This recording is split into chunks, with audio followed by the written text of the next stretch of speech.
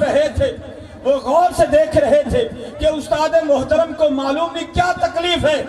جب درس حدیث مکمل ہوتا ہے ایک شاگرد حاضر ہو کر عرض کرتے ہیں حضور آج تو آپ کے چہرے پر بار بار ہم نے دیکھا کہ رنگت بدل رہی تھی، کیا کوئی خاص معاملہ، کوئی تکلیف تھی؟ امام مالک رحمۃ اللہ تعالی علیہ آپ نے فرمایا پیچھے کی طرف آؤ۔ جب وہ شاگرد پیچھے کی طرف آئے تو قمیص اٹھایا تو 17 ڈنگ بچھو کے تھے۔ فرمایا یہ بچھو کے ڈنگ میں سہتا رہا مگر محبت رسول نے یہ گوارا نہ کیا کہ فرمان مصطفیٰ کو میں موقوف کر دوں۔ حضرت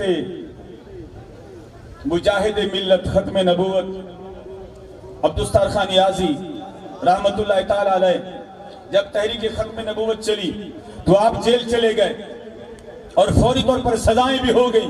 اس کے بعد پرزور احتجاج ہوا، رہا ہوئے، 7 دن آپ جیل میں رہے۔ جب رہا ہوئے تو لوگوں نے پوچھا، میڈیا والوں نے، صحافیوں نے کہ آپ کی عمر کیا؟ بڑے بزرگ ہیں۔ آپ نے فرمایا میری عمر 7 دن ہے۔ آپ شاہ صاحب نے بھی آپ کو بڑا گرمایا ہے، قبلہ جماعتی صاحب نے بھی آپ کو گرمایا ہے، تو میرے ہاتھ میں آپ بغیر گرمائے کہہ دیا کریں سبحان اللہ۔ ایک ہے کسی کے کہلانے سے کہنا، ایک ہے ذوق و شوق سے کہنا، تو آپ ذوق و شوق سے کہہ دیا کریں، اونچی آواز سے کہہ دیں۔ آپ کی عمر کتنی ہے؟ کہا جی 7 دن۔ کہا 7 دن؟ ماشاءاللہ آپ کی داڑھی سفید ہے، آپ کے بال سفید ہیں، آپ کی عمر 7 دن۔ وہ ہنسنے لگے۔ فرمایا ہنسو نہیں، میں اپنی ساری کی ساری زندگی میں اسی کو زندگی جانتا ہوں جو ختم نبوت کے لیے میں نے جیل میں کاٹی۔ امام الانبیاء علیہ السلام کے غلاموں، جو نسبت، جو تعلق اور جو ناموس رسالت کا معاملہ، ختم نبوت کا مسئلہ ہمیں حضور قبلہ امیر المجاہدین رحمت اللہ تعالی علیہ ہمارے ذہنوں میں، ہمارے قلوب میں راسخ فرما چکے ہیں۔ یہ اہل علم موجود ہیں۔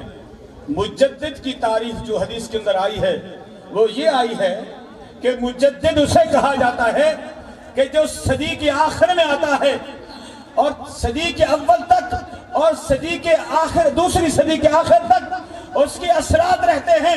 پھر اللہ رب العالمین ہر 100 سال پر ایک مجدد روانہ فرماتا ہے۔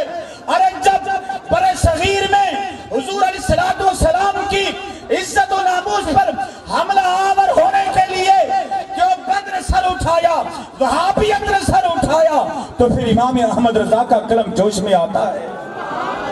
اللہ رب العالمین سرزمین برے صغیر پر امام احمد رضا جیسی شخصیت کو اللہ تعالیٰ اپنے حبیب علیہ السلام کی امت کے ایمانداروں کے ایمان کے تحفظ کے لیے حضور امام اہل سنت میدان میں آتے ہیں۔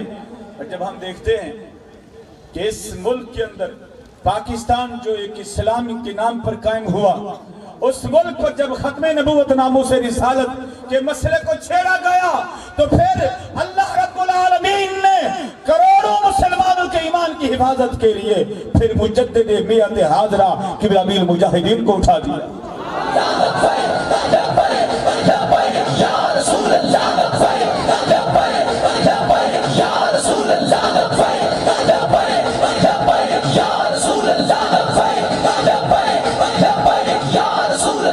الحمدللہ۔